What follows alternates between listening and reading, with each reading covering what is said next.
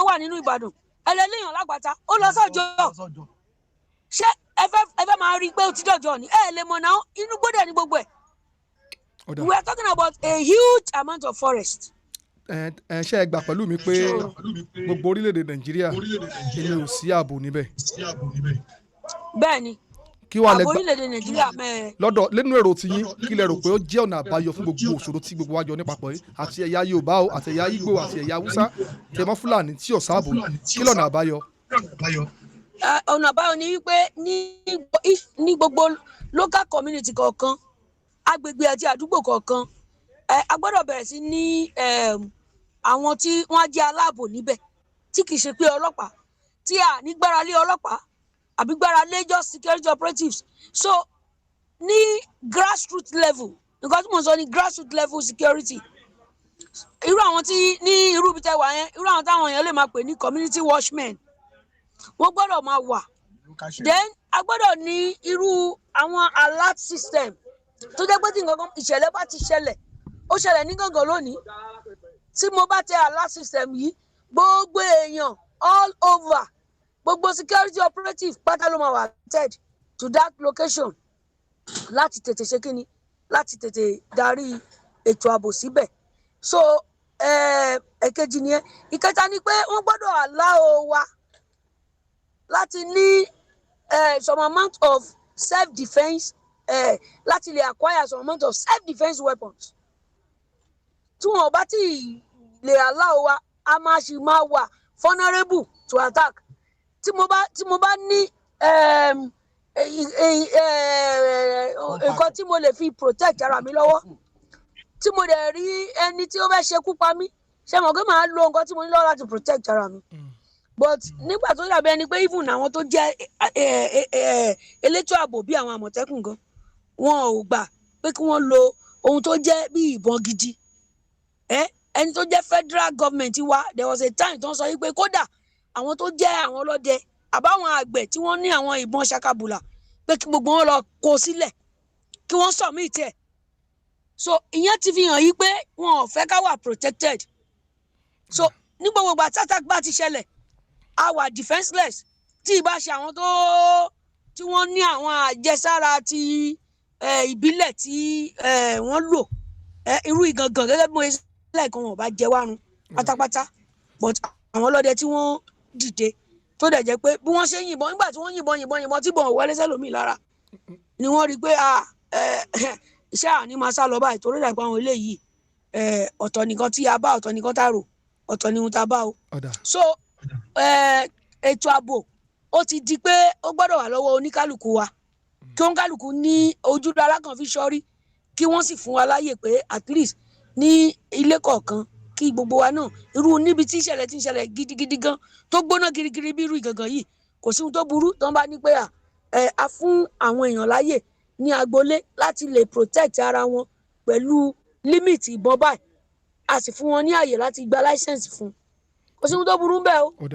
Kò sí tó burú bẹ́ẹ̀ Ọlọ́run ó kún ìjọba ìpínlẹ̀ Ọ̀yọ́ lọ́wọ́ láti ṣe ohun tó yẹ kó ṣe fún àwọn èèyàn tí wọ́n ṣe jẹ gómìnà lé lórí ní àárín ìṣẹ́jú kan torí àsìkò wa ti lọ lọ́jọ́ mọ́ ẹ jẹ́ kí n padà sọ́dọ̀ alága àwọn kan ń pè pé fún pé tá a bá dá dúró gẹ́gẹ́ bí orílẹ̀-èdè Yorùbá nation pé yóò tún ṣe àǹfààní fún wa ṣẹ́yìn gbà pé ìdádúró wa ó lè ṣokùnfà ká ní ààbò tó dájú láàrin ìṣẹ́jú kan ni o lọ́jọ́ wa ti lọ. Ok pé bóyá tá a bá ní Yorùbá nation. Bẹ́ẹ̀ ni.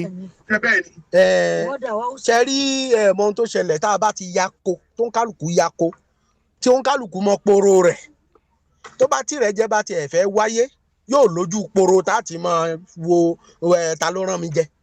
So Yorùbá nation máa jẹ́ kí ètò ààbò tó péye kó wà ní belief tèmi. Ẹ ṣeun comrade àwọn tí wọ́n fara pa níbi ìjàmbá yẹn ọ̀dà kan wà nílé ìwòsàn tí wọ́n ti fún wọn lẹ̀ báyìí.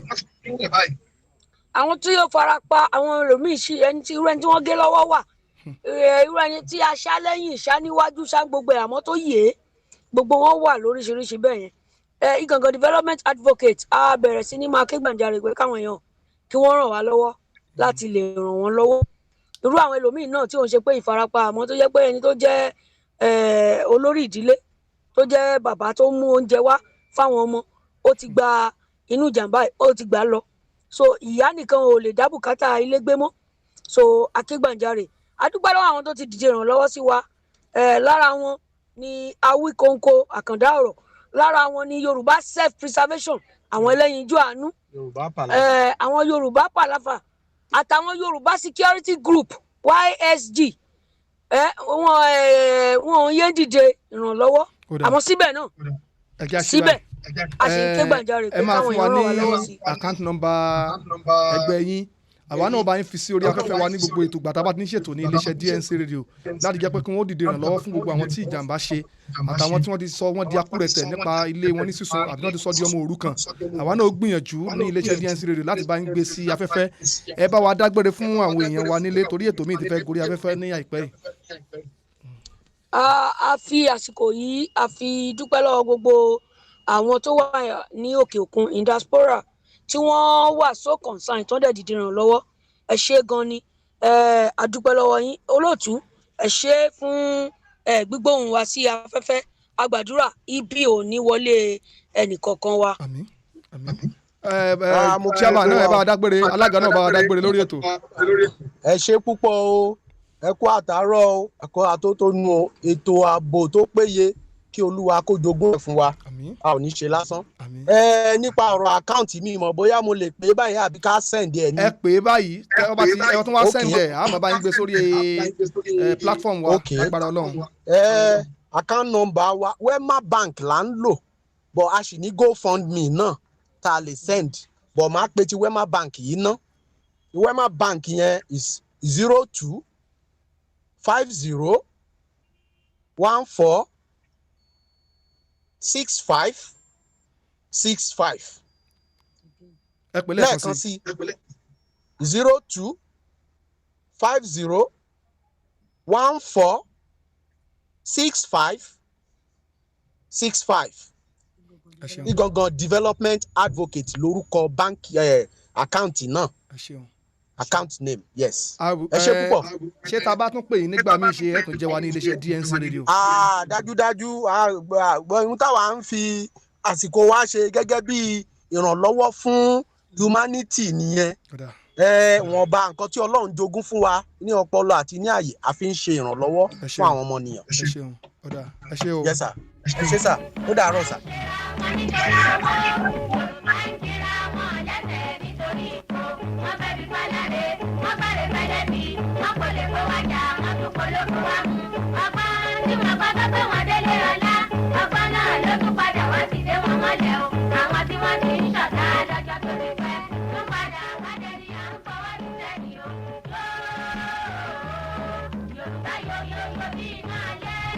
Yorùbá rúru bí omi òkun. lóòótọ́ wọ́n ní Yorùbá bàbá ni bàbá ṣe. à ń ṣera wa nítorí owó à ń ṣera wa nítorí ipò bàbá wa olóògbé Hubert Ògúndé ló ṣe àwo eléyìí. a ti sọ̀rọ̀ wa di bọ́ọ̀lù fàráyé gbá wọn sí wọ́n ń gbé wa sókè wọ́n ń gbé wa sálẹ̀. ẹ wo ìgbà tí wọ́n ti kọrin yìí ó sì tún wá dàbí epo ó tún bá ìgbà mu lọ́wọ́lọ́wọ́ báyìí. à ń fi àsìkò yìí pé gbogbo àwọn tí ọ̀rọ̀ ààbò kàn ní orílẹ̀-èdè Nàìjíríà pàápàá ní ẹ̀ka ti ọ̀dà wa Yorùbá ń bí. olóyè Ṣèyí Mákindé àwọn ìlú ló dìbò fún yín o wọ́n sì nífẹ̀ẹ́ yín nígbà tó sú wọn tí àwọn ìjọba tàná sú wọn èni wọ́n fi gbé wọn pé kẹ́ ẹ máa bọ̀. ẹ jẹ́ ká gbìyànjú ẹ jẹ́ ká gbìyànjú ká ṣe nǹkan tí àwọn aráàlú ń fẹ́. ètò ààbò tó péye ẹ jẹ́ ká ṣe é bí ó ti yẹ ká ṣe é kó lè bá a rí bó ti yẹ ká rí. gbogbo àwọn èèyàn tí wọ́n dìbò fún wa ẹ jẹ́ kí ọwọ́jà àjọba pàápàá ètò ààbò ló ṣe pàtàkì ní gbogbo ìpínlẹ̀ tí a bá wà. a bẹ̀ gbogbo àwọn ìjọba ẹ dákun ẹ jẹ́ ká ṣe léyìí kọ́ mọ́yán lórí. gbogbo wa pátápátá là ń kọ̀wé tán o. Ajímọ̀bí ó ti ṣèjọba ìpínlẹ̀ Ọ̀yọ́ ó ti kọ̀tàn ó ti lọ. Olóyè Bọ́lá Ìgè ó ti kọ̀tàn ó ti lọ. Bàbá wa Lam Adésínà wọ́n ti kọ̀tàn nípínlẹ̀ Ọ̀yọ́ wọ́n ti lọ. Bàbá wa Rasheed Adéwọ̀lú Dádọjà wọ́n ti ṣe gómìnà ìpínlẹ̀ Ọ̀yọ́ wọ́n wà láyé wọ́n ti kọ̀tàn lẹ̀ wọ́n sì ń bẹ. ìtàn ni ó sọ ohun tó ń kálukú bá ṣe. ẹ má jẹ́ á fi ètò ààbò ṣe òṣèlú ní orílẹ̀-èdè Nàìjíríà pàápàá wà ní ọ̀dọ̀ tiwa ń bí. Ìfẹ́ tí àwọn èèyàn wọn náà ní sí yín ni wọ́n fi dìbò fún yín. Nítorí ìdí èyí ẹ jẹ́ ká ṣe dáadáa gbogbo ibi tó yẹ ká kó àwọn elétò ààbò sí ẹ jẹ́ ká kó bẹ́ẹ̀ kí ààbò yẹn kó mọ́yán lórí. Akítorí gbígbó pajá bẹ́là ìtorí kíkan pàtó ẹ̀ṣẹ̀ wo ni mo ṣe tẹ́ni máa mú kárí mi. Ẹ bá ní bàbá ìyáálé. Lẹ́ẹ̀kan sí ẹ jẹ́ ká máa fi àsìkò yìí sọ fún gbogbo àwọn èèyàn wa tí ó wà ní ìlú Amẹ́ríkà yìí pé iléeṣẹ́ Distinct Radio pẹ̀lú Mommy's Planet ni wọ́n pawọ́pọ̀ láti fi ṣe picnic yẹn dẹ̀ máa ní agbára ó máa ní agbára gbogbo àwọn èèyàn pátápátá la pè síbẹ̀ gbogbo àwọn èèyàn tó bá wà nílẹ̀ tó wà ní DFW pátápátá ibẹ̀ àwọn la pè gbé kí wọ́n máa bọ̀ kí wọ́n darapọ̀ mọ́ wa ní orí ètò yẹn ó máa ní agbára a fẹ́ kí gbogbo àwọn èèyàn ó máa bọ̀ tó bá di on the 31st of July 2021 láti aago 2 ìní picnic yẹn ti máa bẹ̀rẹ̀ oríṣiríṣi nǹkan tí inú wa lè rí tí inú wa lè dùn ló máa wá ń bẹ̀ a máa play game orin oríṣiríṣi ijó àti jíjẹ àti mímu àwa ń kó gbogbo iléeṣẹ́ kéréje àti àwọn iléeṣẹ́ ńláńlá tí wọ́n wá bá wa dòwò pọ̀ níbi picnic yẹn gbogbo àwọn èèyàn tí ó bá jẹ́ pé wọ́n fẹ́ ta ọjà tí wọ́n fẹ́ bá wa dòwò pọ̀ ńbẹ̀ kan wá máa forúkọ sílẹ̀ tó bá di ijọ́ mẹ́jọ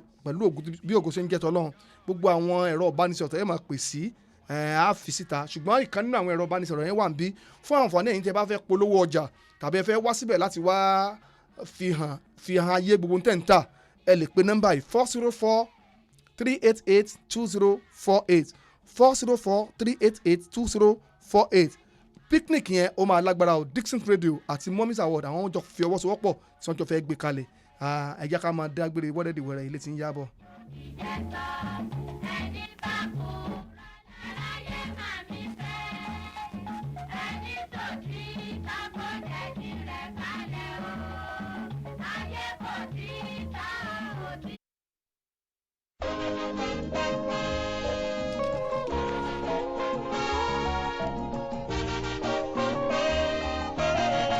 Ilé ti yá. Oníyàn ṣe ọlọ́bẹ̀ ṣe gbogbo ẹ̀yin tí ẹ bá fi ìfẹ́ jẹ́ náà a dúpẹ́ lọ́wọ́ yín o.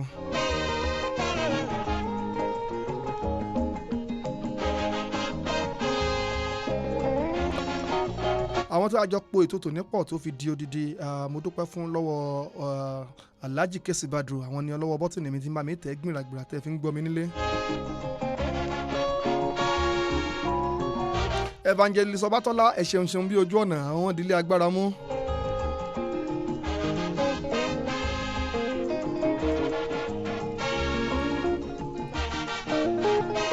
bákan náà mo dúpẹ́ lọ́wọ́ obìnrin mi Victoria Taylor àyìn náà ṣe o.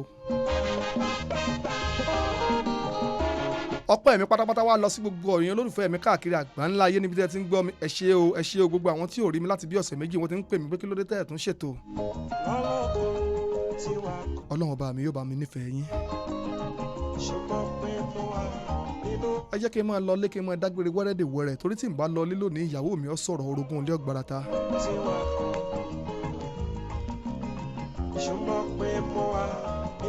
Ọlọ́run ọba mi wà nú ọkọ̀ má jẹ́ kí n ṣubú má jẹ́ kọ́ mi ó dànù àti gbogbo àwọn olólùfẹ́ mi tí ń gbọ́ mi gbé tó mi má jẹ́ kọ́kọ́ mo ṣubú má jẹ́ kó dànù.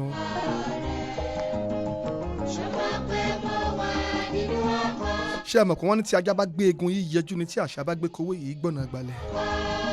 àkòfẹ́ ọlágúnjú káàrí mo ṣe tán mo fẹ́ máa gbalẹ̀ bàbá mi lọ. àárínlóde àábèrè ẹni Káyọ̀dé lèmi jẹ́ ọlágúnjú gangan ló kọ bàbá mi.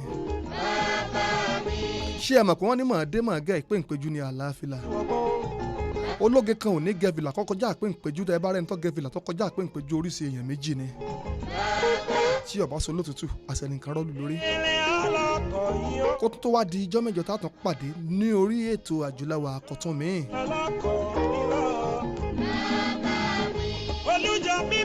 Èdùmàrè tí ń wa mọ́tò wa kò ní jẹ́ kọ́kọ́ wọ́n dànù kó tó dijọ́ náà. A pàdé pẹ̀lú àánú Ọlọ́run abógo tí ń jẹ́ tiẹ̀ a pàdé èmi ní ń wá ẹ̀yin náà ní ń sì bá lọ́wọ́ ògo ti Ọlọ́run àti ògo ti Èdùmàrè kó tó wá dìgbà náà mo nífẹ̀ẹ́ gbogbo yín bye bye to you all.